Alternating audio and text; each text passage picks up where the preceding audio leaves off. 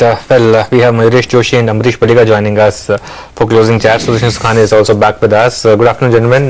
Good afternoon. Amrish, what's your feeling? Is the selling momentum abating, or is this just one of those phases where the market does nothing on the index level, but maybe it's preparing itself for a bit of a nasty move later? I think those who are to sell have sold off in the last 3-4 weeks. So the worst is over? I think the worst is over. Okay. Like I was telling you last time, I think that 7500, 7550, that bottom we have seen. And right now I think 7800, 7850 is a very good support level. So the bottom has now gone up from 7500 to 7800? Bottom has moved up, and I think we are in that range of 7800 to 8100. I think we should consolidate in this range before making the next move. And the next move, I think, will be upwards. Okay, the next move will be upwards. So on that note, let's talk about some of the stocks that are moving upwards. Mayuresh Joshi is also with us. Mayuresh, the stock of the day clearly has to be IDBI Bank on the back of news that, the government is looking at an Axis Bank-like structure where it doesn't directly hold, its stake in IDBI Bank, but perhaps gives it to government-owned entities like LIC, etc. But IDBI Bank is a stock that has not given shareholders any returns in the last 2 years. So would you recommend buying that stock now, or do you think this is just a random one-off move? Afternoon, Sonia. I think clearly if you look at the core fundamentals and the financials of the bank, I think they're not encouraging at all. The kind of exposure that they've got to the stress assets is clearly seen in their GNPAs and net NPA ratios as well. So GNPA is at 6.64, compare that with 5.6 a year before for the quarter gone by. Net asset ratio close to 3.18 against 2.88. So clearly I think the stress on the sectors that it has lent to, I think, is clearly being reflected into the balance sheet. We do not see massive improvement happening in terms of asset quality over the next 2 to 3 quarters, to say the least. So even though it's trading at around 0.5 book and very, very lucratively valued, I don't believe, I think, IDBI Bank and its core fundamentals, I think, warrant buying at this juncture. So I think we're better off with private sector banks who are trading at a premium. But again, I think the earnings trajectory is, I think, well defined, with asset quality remaining stable, capital adequacy remaining extremely strong, and the branch network ensuring that the return ratios remain strong. Okay. Amrish, what's bothering Motherson Sumi so much? Yes, you can look at the stock 1 or 2 years back and say that it's still a big multi-bagger. Right. But from the highs, it's now corrected 1/3. What is it? Is it Europe problem, Volkswagen, all these issues, or something else? I think it's a question with exports, especially the European issue, and I think along with that it is more of over ownership, and whenever a stock is over owned and there are those negative sort of vibes coming out regarding that stock, automatically you have a huge selling pressure, and that's exactly what we're seeing now. Okay, well, apart from, there are 2 reasons why the stock is correcting today, as we were telling you. One is that the domestic business seems to be seeing a bit of a slowdown. The channel checks have indicated that Maruti is now decreasing its single vendor concentration. So Maruti is in the process of enforcing one single vendor not having more than 70% share, and Motherson has 85% share. So from there as well, there could be a deceleration. And also there is news flow that Volkswagen has admitted to fudging the emission norms for diesel cars in the US, so it will stop selling diesel cars with immediate effect in the US, and of Motherson Sumi's entire revenue pie, about 40% comes from the Volkswagen group. So that it's a double whammy of sorts for Motherson Sumi. Mayuresh, how would you react to this Volkswagen news? Do you think it's just a knee-jerk reaction, or is there a sustainable negative impact that one can expect on Motherson if Volkswagen stops selling diesel cars in the US? So clearly, I think, I'm not sure about the news, Sonia, but I think if it turns out to be true, yes, I think it will have a big dent in terms of how their overseas operations are run. And clearly, even if you look at the quarter that has gone by, you've seen margin compression happening both on SMR and S&P. So they came respectively at 6.2 and 9%. Add to that, as you're rightly pointing out, I think the domestic woes are clearly giving a dent to the consolidated numbers. So falling copper costs, discounting probably going higher, the currency not aiding Motherson Sumi's consolidated revenues as well. So though the structural story in terms of how an order will pan out, their plants in the US shaping up, are seen as a long-term positive. I think the short-term negatives, and specifically also in the case of how China, their revenues and volumes will pan out, which account 7 to 8%, and they've actually shut down their investments in the Brazilian operations totally. So I think if you combine all these factors together, I think a lot of negative sentiments playing out on the stock. So my own belief is that the stock might correct further. You should actually wait down for how Q2 numbers pan out. If you see margin compression happening again, I think you might see some amount of beating again happening on the stock when the results come through. All right, just about 1.5 minutes left. So let's do a quick recap of the market action today. It was really a strange day. The market ended gap down and is ending absolutely flat.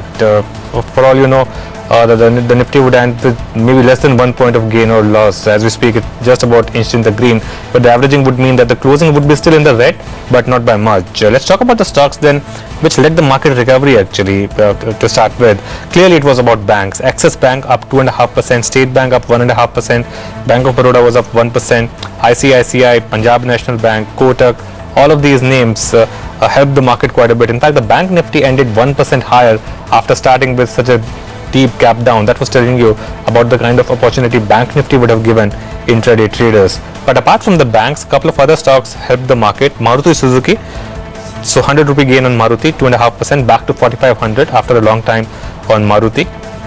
In fact, it's now inching back to its previous highs of somewhere around 4,600, 4,670 I think was its previous high. Then of course you had stocks like Tata Motors that also did well. A couple of metal stocks did well, like Hindalco, that was up. On the losing side, two stocks which really were the flag bearers for the bears today. One was Reliance, that was down 2%, and the other was ITC, down about 1%. And you normally see in expiry week some of these stocks along with HDFC actually making a bit of a move, and that's what happened in trade today, though HDFC in the late trade did manage to recover. Hindustan Unilever was the other big loser. So all said and done, the market ends absolutely flat, but outperformance for the Bank Nifty and big mid-cap outperformance is what we saw in trade today. Lots of big movers like IDBI, Sonia. Oh yes, then that clearly was the stock of the day, Anuj. After what seems like ages, that stock has seen a double-digit move today. So 16% higher. As we were telling you, the government is looking at an Axis Bank-like structure for IDBI Bank, where a lot of operational freedom could be given to the bank, and that's a big reason for which the stock moved today. Apart from that, Dish TV 2 was another stock that gained almost about 4%. In fact, 7% by the end. JP Associates moved in late trade, but that's still just 11 rupee stocks. Nevertheless, 13% higher on JP Associates. Amtech Auto seen some amount of recovery today to 6.5% higher there. UCO Bank, Andhra Bank, a couple of these other PSU banks were also higher in trade. But on the downside, the biggest loser was Motherson Sumi. 8% knocked off on that stock in trade today. It's a double whammy, as I mentioned. Slowdown not just in Motherson's domestic business, but now its biggest client, Volkswagen, has admitted to fudging emission norms for diesel cars in the US. So that as well, it has an overhang on that stock. So Motherson Sumi down almost about 8%. Apart from that, you have names like L&T Finance Holdings that fell about 3% and Hathway Cable that was slightly under pressure, down about 2%. But all in all, it's been quite a good day for the markets. We managed a dramatic recovery from the lows of trade, and we closed absolutely flat. Of course, the flat headline number does not tell you the entire picture. There's been a big move seen in the Bank Nifty today, up almost about 1%. But plenty of stocks to talk about. So let's continue our chat with our guests. Amrish, same question to you on IDBI Bank. Mayuresh is not very convinced about the fundamentals, but what about you? Same way, I mean, looking at the sort of asset quality they have, I think this is just a move based on whatever news flows is there right now. I really don't see the stock, going beyond that 74-75 levels. I think that momentum can take another 4-5 rupees more. But I think, that's the time to possibly sell this stock. And I think one should be looking at the other PSU banks which had cracked in the last couple of months and just started moving up. I think that's where you'll see a much better movement than what you'd seen like IDBI Bank going ahead. Okay, so we did talk about this at the start of the show, but let's discuss it at length. Both the stocks, Bharat Forge and Motherson Sumi, the long-term charts would say that it's still a big bull market going on. The short-term chart, as you pointed out, clearly indicating bear market. How should investors approach these two stocks? For someone who missed out the rallies, is it a good buying opportunity? And from trading point of view, what should one do? See, from the trading point of view, one should simply avoid the two stocks. Motherson on any small rally continues to be a short sell, but Bharat Forge is an avoid. For an investor, Bharat Forge is an opportunity. It can go another 20% lower, we don't know that. But the recent declines are certainly a buying opportunity.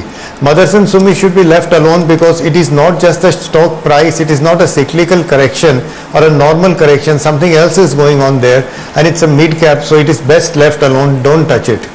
Okay, best left alone, don't touch it. Well, another stock that was in focus today was Hotel Leela.